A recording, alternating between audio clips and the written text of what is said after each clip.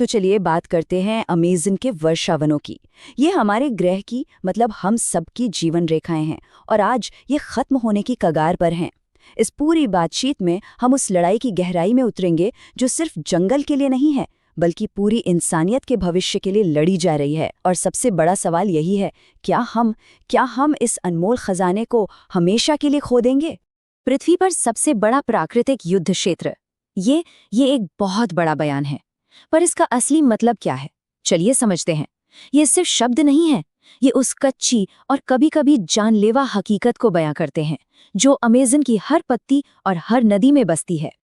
तो इस युद्ध क्षेत्र का असल मतलब क्या है, इसे महसूस करने के लिए हमें रात के अंधेरे में जंगल के दिल में उतरना होगा। जरा सोच कर देखिए, ये जीवन और मृत्यु का एक न रुकने वाला चक्कर है। यहाँ हर आवाज या तो किसी शिकारी की है या किसी शिकार की। हर पल एक जंग है, अस्तित्व की जंग, जो सूरज ढलते ही शुरू हो जाती है। सिर्फ 3%, ये बात हैरान करती है। लेकिन अमेज़न इतना घना है, इतने पेड़ हैं कि सूरज की सिर्फ 3% रोशनी ही जंगल की जमीन तक पहुंच पाती है। मतलब ये एक ऐसी दुनिया है जो ज्यादातर अंधेरे में जीती है। और यहाँ नियम और कानून कोई और नहीं बल्कि खुद प्रकृति बनाती है। यहाँ आकर ऐसा लगता है जैसे हम हजारों साल पीछे चले गए हैं, एक ऐसी दुनिया में जहाँ हमारे बनाए नियम बेमानी हैं। यहाँ सिर्फ जंगल के सदियों पुराने कानून चलते हैं और हर किसी को उनका पालन करना ही पड़ता है। लेकिन इस प्राचीन स्वर्ग में अब एक बाहरी दुश्मन ने घुसपैठ कर ली है। और ये दुश्मन कोई जानवर नहीं बल्कि इंसान और उसका लालच है, जो इस नाजुक संतुलन को तबाह कर रहा है। देखिए, ये सिर्फ कुछ एक्टिविटीज नहीं है, ये तो विनाश की पूरी ऑर्गेनाइज ताकतें हैं। अवैध कटाई हर दिन फुटबॉल के मैदानों जितने जंगल साफ कर रही है। अवैध सोने का खनन वो नदियों में पारा घोल रहा है, उन्हें जहरीला बना रहा है। और ड्रग ट्रैफिकिंग, उसने तो इस जंगल को एक खूनी कॉरिडोर में बदल दिया है, जहां प्रकृति और इंसानियत दोनों का खून बह रहा है। और इन सभी खतरों के बीच एक ऐसा अपराध है जो सीधे सीधे जंगल की आत्मा यानी यहाँ के जानवरों पर हमला करता है, और वो है अवैध वन्यजीव व्यापार। इसका पैमाना और इसकी क्रूरता सच में चौंकाने वाली है। इसे गलत समझने की भूल मत कीजिएगा।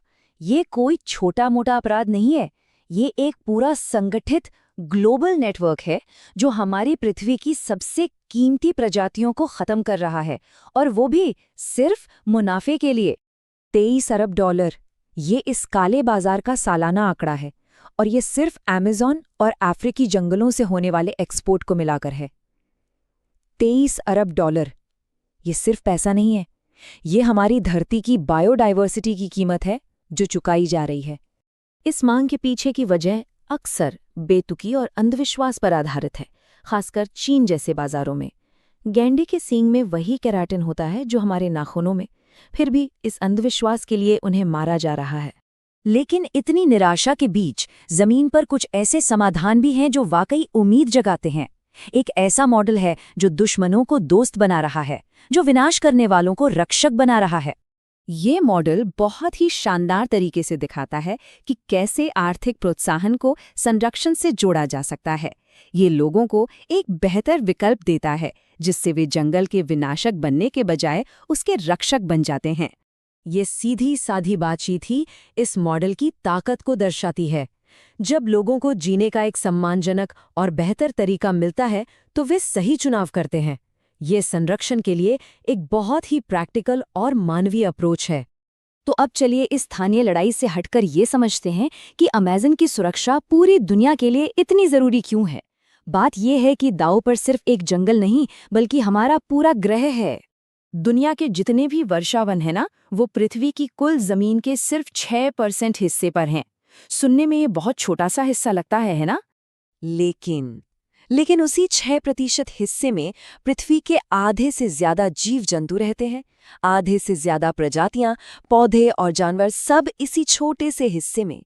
ये बायोडाइवर्सिटी का एक ऐसा खजाना है जिसकी हम कल्पना भी नहीं कर सकते।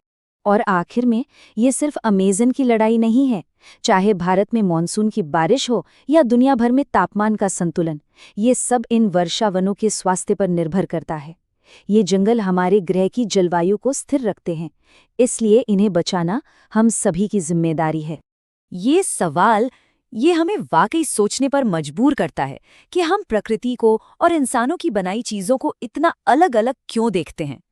शायद अब ये नज़रिया बदलने का वक्त आ गया है, क्योंकि एक बात तो साफ है, जब हम एक जंगल खोते हैं तो हम सिर्फ पेड़ नहीं खोते, हम अपने एक स्थिर भविष्य का एक बहुत बड़ा हिस्सा खो